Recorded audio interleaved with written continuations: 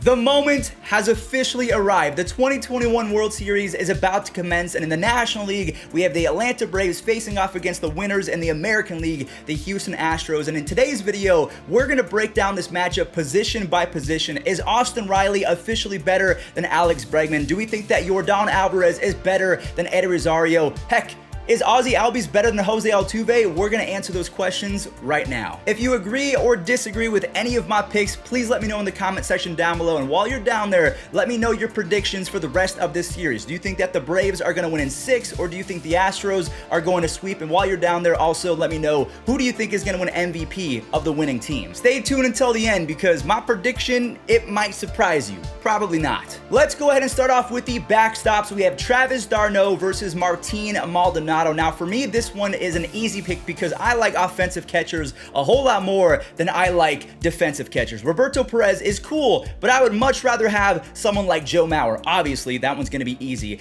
Travis d'Arnaud, to me, is light years ahead of Martin Maldonado offensively. Now, defensively, you can give that to Martin because he has the rocket arm. I think that he is better at blocking. So defensively, I'm going to go with Martin, but Travis, he is not too far behind. So all around, I'm going to give the edge to the Atlanta Braves and Travis d'Arnaud for the catching spot. Moving over to first base, we have Freddie Freeman versus Yuli Gurriel. So a future Hall of Famer versus not a future Hall of Famer. So yet again, an easy pick for me. I'm going to go with the Braves first baseman, Freddie Freeman. He won the 2020 MVP. A lot of people call it a Mickey Mouse MVP, but he is special. He's been doing this for a long time. So honestly, the Braves, between catchers and first basemen, it's not really close. Although I do want to say Yuli Gurriel, as the Astros 7-hitter, the fact that he won the batting title, he is no scrub, but he's not Freddie Freeman.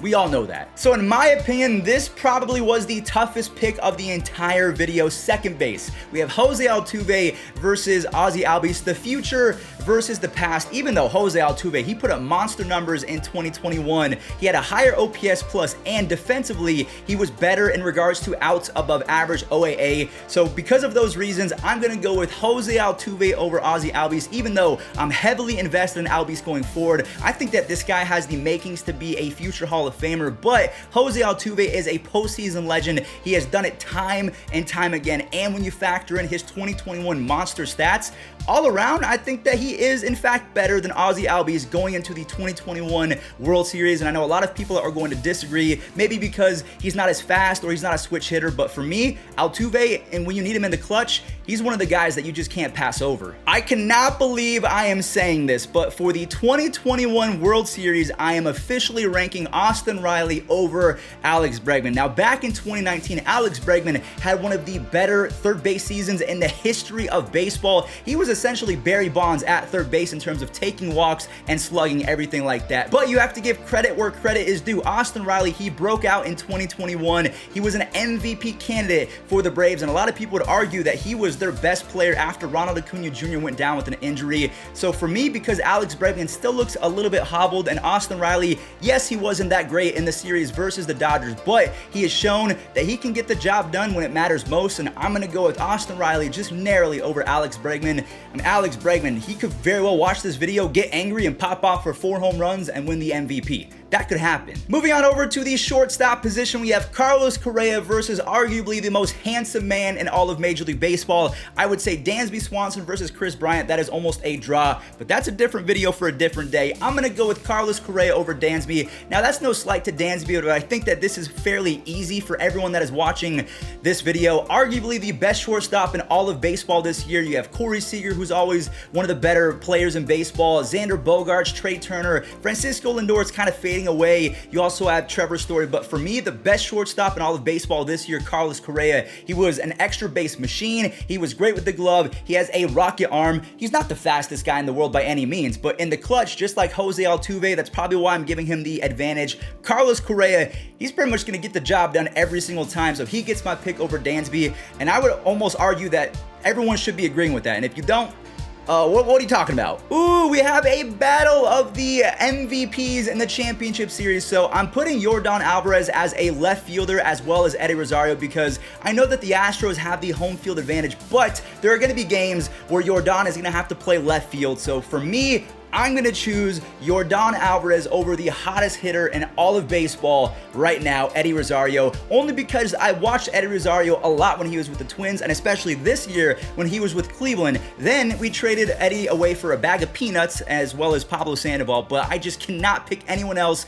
if they're in the same conversation as Yordan Alvarez, one of the best pure hitters I've ever seen in my entire life. And on top of that, he also has power. He's not the best defender. We all know that. He is not the fastest guy, but neither is Eddie Rosario. Don't get it twisted. Even though TBS keeps on screaming, Eddie Rosario, one of the fastest players in Major League Baseball. He's not. He's very average, and I just don't see him being as hot as he was in the NLCS and the DS going into the World Series. That's just, it's hard to do that unless you're Randy Arozarena or David Freese. Let's talk about center field, shall we? So for me, I'm going to put Kyle Tucker as the center fielder in this matchup because, honestly, Michael Brantley, he's not going to play center field when Yordan is in left field. He's going to play right field. Kyle Tucker, to me, is better and more valuable than Adam Duvall. Duvall has been sensational as a member of the Braves, and this goes back to 2020. I just think that Kyle Tucker is a better overall player. If we talk about his stats in right field, he was top 5 in OPS+. He's a great defender. He has really good speed and plate discipline.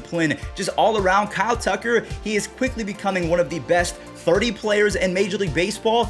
I mean, the Astros are loaded going into 2022, but they're not going to have Carlos Correa, so that kind of sucks. But either way, Adam Duvall, while he has been fantastic for Atlanta, I'm going with Kyle Tucker, who I didn't know his older brother, Preston Tucker, I didn't know that they were related, and they were both on the Astros, so little fun fact from Fuzzy. Last but not least, for the outfielders, we have Michael Brantley versus Jock Peterson, because I think that these two guys are going to be playing right field. Now, it could be Jorge Soler. Just for me, I'm going to go with Jocktober, the fact that he seems to always get it done in the month of October. But even with that being said, I am choosing Brantley over Peterson, and I say that because if you go back to 2014 and you combine Michael Brantley's stats until now, he has a near 130 OPS plus over the last 7 seasons. That means that he has been one of the most consistent hitters since 2014 when he almost won the MVP back when he was with Cleveland. Defensively, they're about the same. Michael Brantley, in terms of speed, is probably the same as Jock Peterson as well. But if we're just talking about a pure clutch hitter, yeah, Jock Peterson has got it done in the past, but Michael Brantley, once upon a time, it ended a few days ago.